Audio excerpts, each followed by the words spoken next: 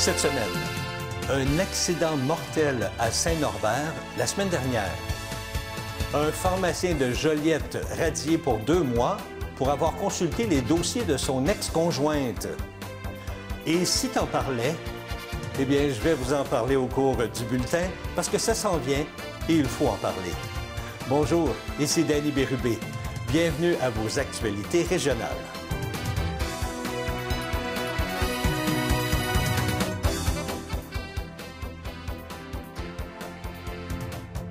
Bonjour à vous et bienvenue à votre bulletin pour la semaine du 29 janvier 2024. La semaine dernière, un conducteur a perdu la vie dans une collision avec un poids lourd sur la route 347 à Saint-Norbert. Vers 7h15, près du rang sud, les services d'urgence ont été appelés à se rendre pour une collision frontale. D'après les informations de la porte-parole de la Sûreté du Québec, Mme Ève Brochu-Joubert, le véhicule qui circulait en direction nord aurait dévié de sa voie pour une raison toujours sous enquête et serait entré en collision avec un poids lourd qui circulait en sens inverse. La collision se serait produite dans une faible courbe. Le conducteur du camion, qui a été transporté au centre hospitalier pour un choc nerveux, n'a subi aucune blessure, mais celui à bord du véhicule a été éjecté de son habitacle. Il ne portait pas sa ceinture de sécurité. Son décès a été constaté sur place. Un enquêteur s'est rendu sur place pour l'analyse de la scène. Le pharmacien Michael Gay, dont l'établissement se trouve sur la rue Papineau à Joliette, a été radié pour une période de 2 mois pour avoir consulté sans aucune justification les dossiers de son ex-conjointe et de 2 connaissances sur le portail Dossier Santé Québec. D'après les informations de la presse, entre novembre 2020 et novembre 2022, il aurait vérifié les données médicales de son ex-conjointe, qui n'était plus sa cliente, à 38 reprises. Ainsi, le Conseil de discipline de l'Ordre des pharmaciens du Québec l'a radié pour une période de 2 mois. C'est une ancienne employée du pharmacien qui a porté plainte. Après avoir eu des doutes, elle a demandé la liste des accès à ces données dans le portail et s'est aperçue que M. Michael Gay avait consulté ces renseignements à de nombreuses reprises. Et si t'en parlais, eh bien, c'est le thème de la semaine du suicide qui aura lieu cette année du 4 au 10 février. Le Centre de prévention du suicide de la Naudière, le CPSL, et son porte-parole, Ghislain Dufresne, invitent toute la communauté à se joindre au mouvement pour oser parler du suicide, malgré le tabou ou l'inconfort que le sujet suscite. Le CPSL lance également pour l'occasion un nouvel outil de communication afin de joindre la population atikamekw de la région de la Naudière. Que ce soit pour des affiches imprimables, des fiches d'activités clés en main ou encore du contenu pour les réseaux sociaux, de nombreux outils de sensibilisation sont à la disposition des organisations, des entreprises ainsi qu'à la population. Divers services sont disponibles pour accompagner les personnes en détresse, leurs proches et les personnes endeuillées par suicide. Vous pouvez utiliser la ligne téléphonique d'intervention 24/7 au 1-866-APPEL ou encore par texto au 535353 ou par clavardage sur suicide.ca. Cette année, l'actrice Jamie Echaquan Dubé, qu'on a pu apercevoir dans la série Fugueuse et dans la télé-réalité québécoise Big Brother Célébrité, a accepté d'être le visage de la prévention du suicide auprès de sa communauté. Originaire de Manawan, elle désire apporter sa contribution pour sensibiliser la population autochtone au suicide, car le taux de suicide dans la communauté demeure particulièrement préoccupant.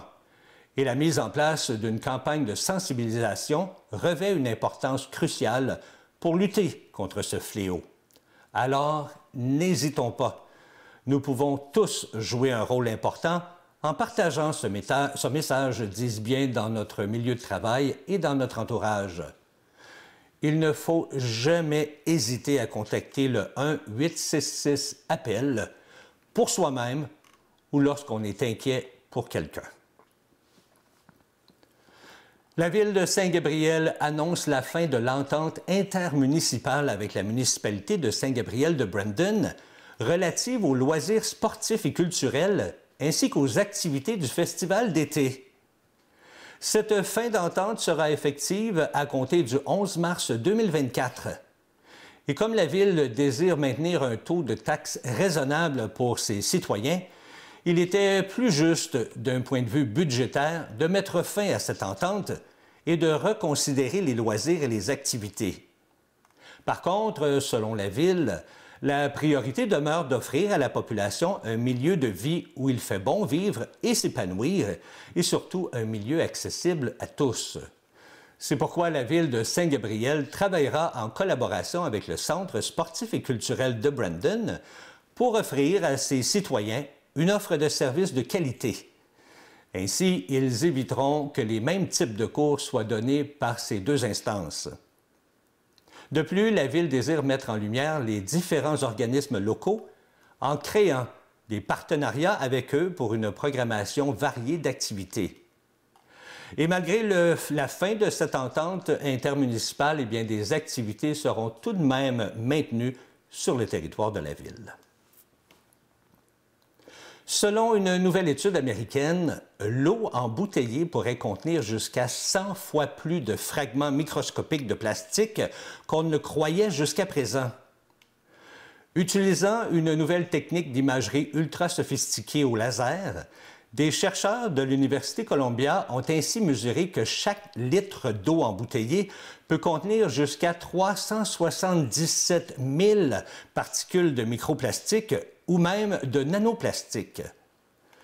Ces particules microscopiques sont si petites qu'elles peuvent entrer dans la circulation sanguine après avoir été ingérées ou même respirées. Et dans le cas d'une femme enceinte, eh bien, elles peuvent même franchir la barrière placentaire pour se rendre jusqu'au fœtus. Leur impact sur la santé humaine est encore mal compris, mais ces particules interfèrent possiblement avec le fonctionnement de certains organes, dont le cerveau, et avec celui du système reproducteur. Elles pourraient aussi avoir des propriétés cancérogènes, être une source de stress oxydatif et imiter l'action de certaines hormones. Les chercheurs ont aussi trouvé dans l'eau des particules de polyamide, un type de nylon qui provient possiblement des filtres que l'eau traverse avant d'être embouteillée. Selon le professeur Thierry Olivier du département de chimie de l'Université Laval, il a été surpris d'apprendre le nombre de particules par litre d'eau. Il ne s'attendait pas à une valeur aussi élevée. Il dit également qu'il avait déjà des craintes par rapport à ce type de produit, mais qu'aujourd'hui, il est encore plus inquiet qu'avant. La semaine dernière, je vous parlais dans mon bulletin d'information de l'intimidation que les jeunes pouvaient vivre dans les établissements scolaires. Eh bien, la lutte contre l'intimidation et la cyberintimidation demeure une priorité pour le gouvernement. Voilà pourquoi un investissement total de 1,2 million de dollars est consacré à la réalisation de 26 projets qui se déploieront dans 11 régions du Québec. Dans la région de la Naudière, eh bien, c'est un projet qui a été retenu, celui d'initier par la maison de parents de la Matawini-Ouest, située à Rawdon. Le projet « L'intimidation, connaître et reconnaître » contribuera à prévenir et à contrer l'intimidation et la cyberintimidation. Madame Caroline Proulx, députée de Berthier, a dévoilé la semaine dernière que plus de 50 000 $ seront investis pour la mise sur pied de ce projet, qui permettra entre autres de créer des outils visant à contrer les effets négatifs de l'intimidation et aussi de la cyberintimidation, de soutenir aussi les victimes et de prévenir l'exclusion sociale de certains groupes. J'ai joint au téléphone l'adjointe à la coordination, Mme Émilie Brault, pour nous parler de ce projet. Je suis en compagnie de Mme Émilie Brault au téléphone, qui est adjointe à la coordination. Mme Brault, bonjour. Oui, bonjour. J'aimerais que vous me parliez de ce fameux projet qui a été retenu pour contrer l'intimidation. Parlez-moi un petit peu de ce projet-là. Alors, le projet intimidation, qu'est-ce que c'est? En fait, c'est plus généralement quand on demande aux parents des enfants qu'est-ce que c'est l'intimidation. Est-ce que vous pensez que l'intimidation a lieu dans votre milieu avec vos enfants, que ce soit à l'école, que ce soit à la maison, que ce soit dehors avec les amis? Fait que c'est ça. On va faire découvrir aux parents c'est quoi l'intimidation en tant que telle. Le projet, ça va être 3 phases. La première phase qu'on va donner aux parents, ce sont des conférences pour justement leur expliquer qu'est-ce que c'est l'intimidation. Puis on va aussi faire comme une conférence, mais plus adaptée pour les enfants, qu'on va donner dans les écoles. À ce moment-là, on va parler aux enfants, c'est quoi l'intimidation. On va leur demander aussi si eux ils pensent avoir vécu des affaires d'intimidation. La deuxième phase de ce projet-là, c'était l'élaboration d'une pièce de théâtre. À ce moment-là, on va monter toute une pièce de théâtre pour présenter, encore une fois dans les écoles, une pièce de théâtre en rapport avec l'intimidation. Et auparavant, avec les conférences qu'on va donner aux parents, on va recevoir certainement des témoignages, des choses comme ça, qu'on va pouvoir mettre en place dans les pièces de théâtre en tant que telles pour les présenter dans les écoles.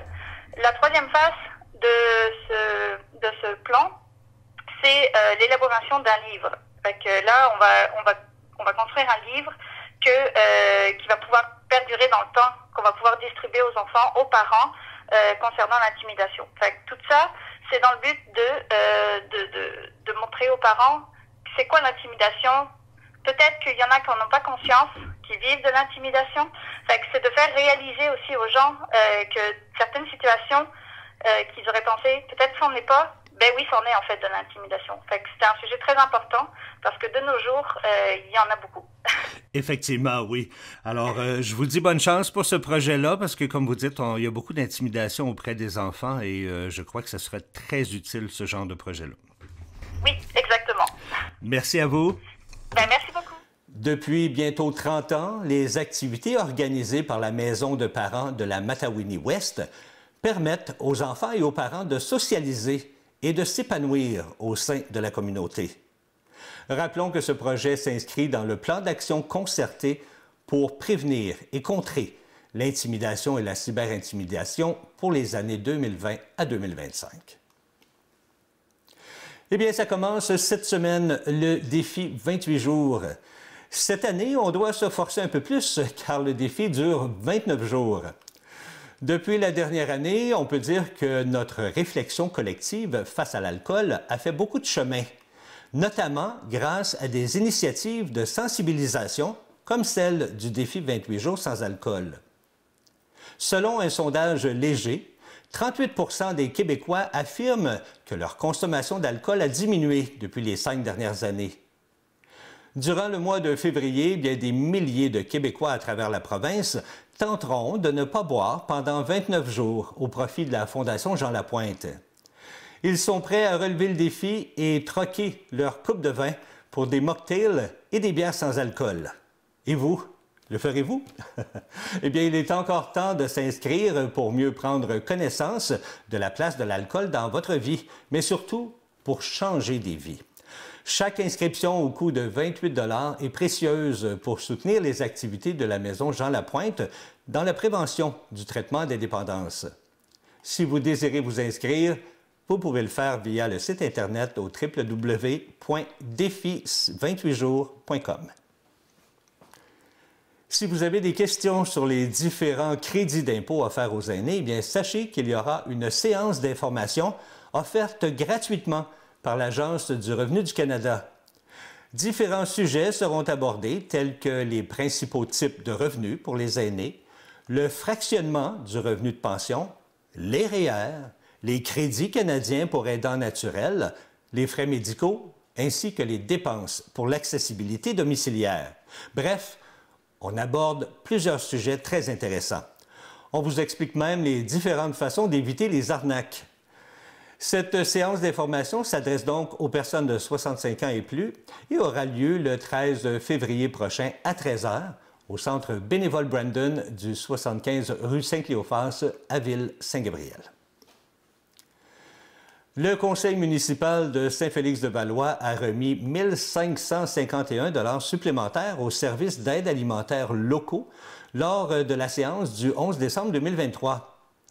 La somme provient de l'enveloppe budgétaire de la politique de reconnaissance et de soutien à la communauté qui n'a pas été utilisée en 2023. Selon la mairesse Mme Audrey Boisjoli, les temps sont durs et la demande pour des paniers de Noël a été très importante cette année. Et comme il restait des fonds dans le budget, eh bien, c'était naturel d'augmenter le soutien pour tenter de répondre à la demande. Grâce à la guignolée des Chevaliers de Colomb, les cuisines collectives, l'organisme d'aide alimentaire Denrées Mata et les argents ramassés lors de la fête de Noël, eh bien, ce sont 28 575 $ qui ont été amassés et qui ont permis de soutenir 154 familles pour la période des fêtes. Du côté de Saint-Gabriel, eh bien, c'est plus de 25 000 $ qui a été amassé lors de la guignolée, ainsi que des boîtes qui avaient été déposées dans différents commerces et aussi du publipostage. Grâce à ces dons, l'organisme Source de Vie a réussi à remettre 141 paniers de Noël aux familles et aux gens dans le besoin. Comme vous le savez déjà, les gens dans le besoin ne mangent pas qu'à Noël, mais à tous les jours.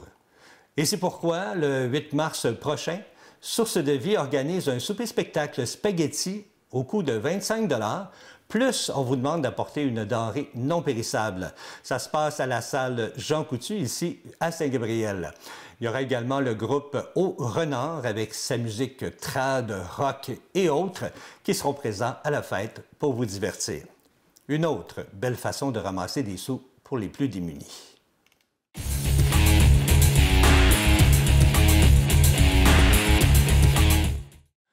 Hockey Québec lance une nouvelle plateforme de dépôt et de gestion de plaintes opérationnelle au hockey mineur.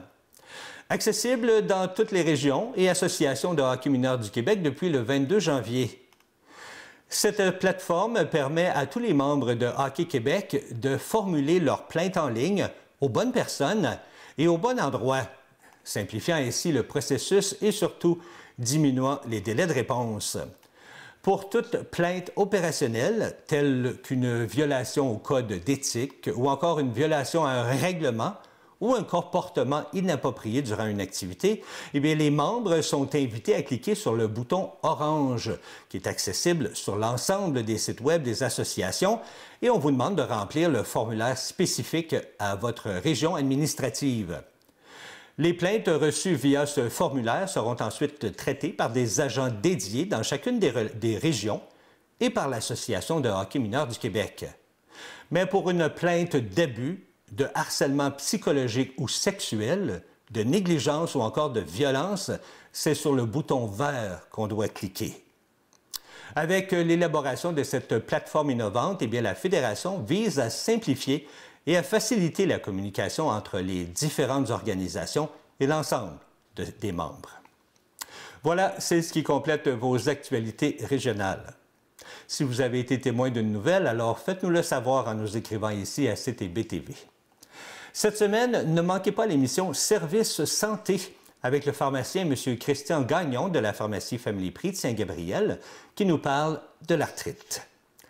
C'était Danny Bérubé pour vos actualités régionales. Je vous souhaite une agréable fin de journée.